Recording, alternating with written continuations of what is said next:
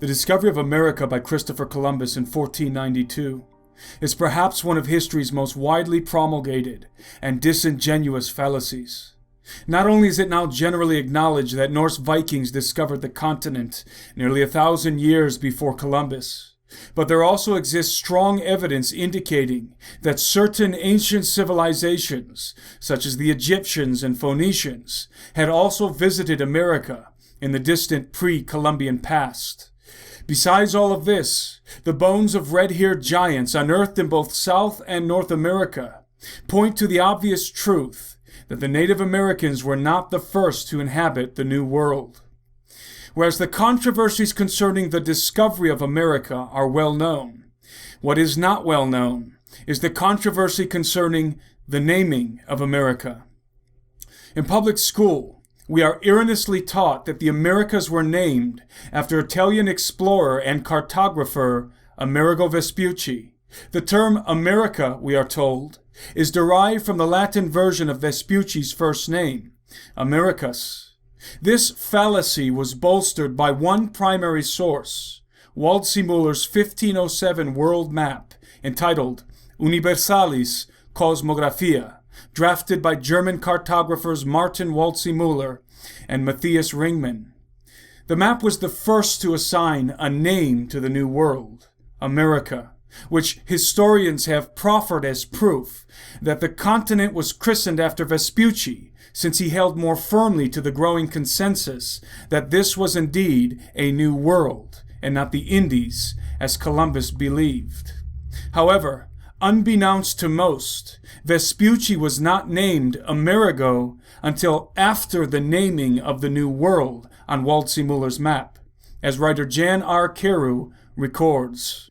Alberigo Vespucci and I deliberately use his authentic Christian name, a Florentine dilettante and rascal, corrected Columbus's error.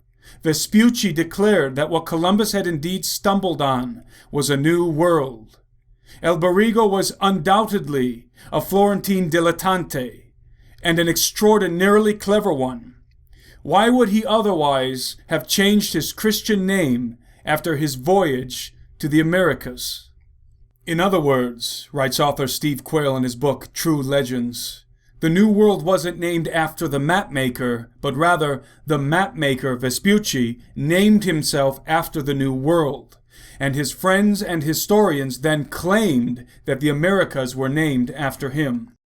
One of those claims came from a Florentine bishop of the time who boasted in a letter, "And well may our new world be named America, since its discovery was due to our eminent countryman, Amerigo Vespucci."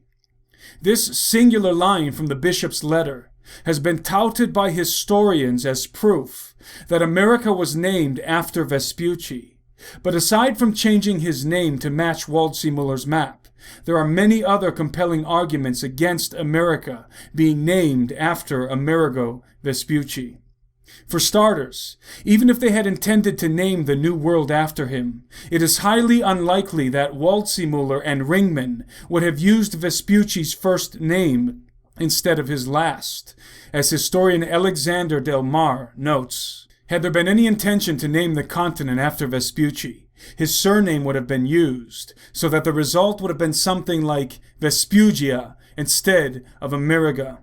In short, there seems to be very little room to doubt that the world has been misled through the complimentary notice of the Florentine bishop who claimed the New World was named after Vespucci.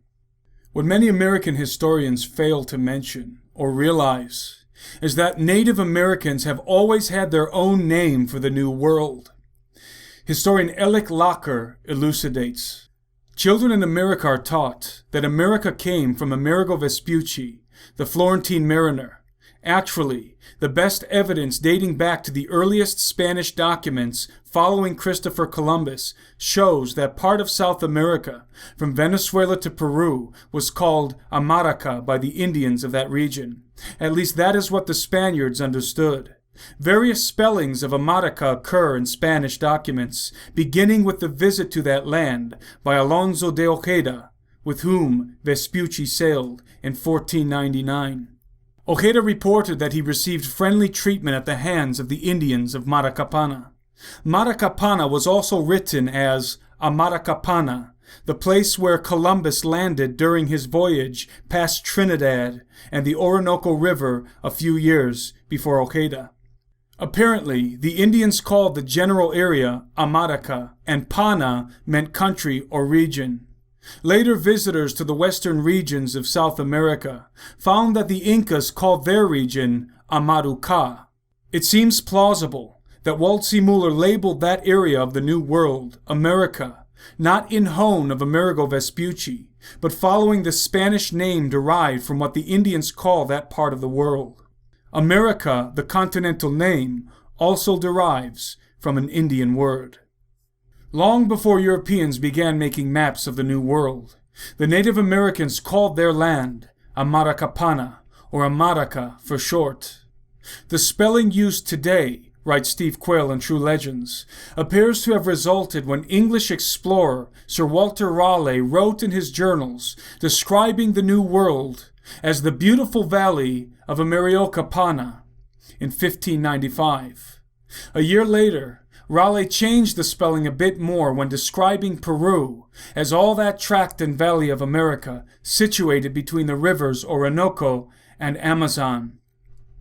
It is clear, then, that America was never named after or even by any European at all, but is an adaptation from the natives' own term, Amaraca, or alternatively, Amaruca. The spelling and pronunciation of the term was simply modified for European tongues, but its meaning remains the same. The meaning of Amaruca can be deduced by examining the name of the last ruler in the bloodline of the Inca emperors, Tupac Amaru.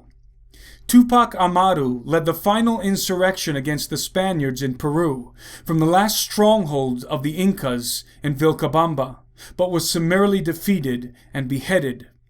His name holds the key to understanding the true connotation of the word America. Steve Quayle explains. Tupac was an Incan royalty title which meant one who glows or one who shines. Amaru means serpent, Quetzalcoatl.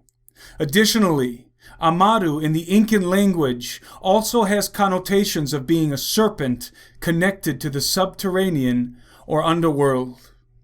In his acclaimed work, The Secret Teachings of All Ages, Manly P. Hall, quoting Theosophist author James Morgan Price, confirms the esoteric connotation behind the word America. These children of the sun adore the plumed serpent, who is the messenger of the sun. He was the god Quetzalcoatl in Mexico, Cucumats in Quiche, and in Peru he was called Amaru. From the latter name comes our word, America. Amaruca is literally translated, land of the plumed serpent. In order to fully grasp the implications of America, land of the plumed serpent, we need to explore the oldest religion on earth and its connection to the mythology of the three greatest civilizations that once existed in the Americas: the Mayans, the Aztecs, and the Incas. Stay tuned for part 2 of this analysis. Reporting for SteveQuayle.com, I'm Timothy Alberino, and that's my analysis.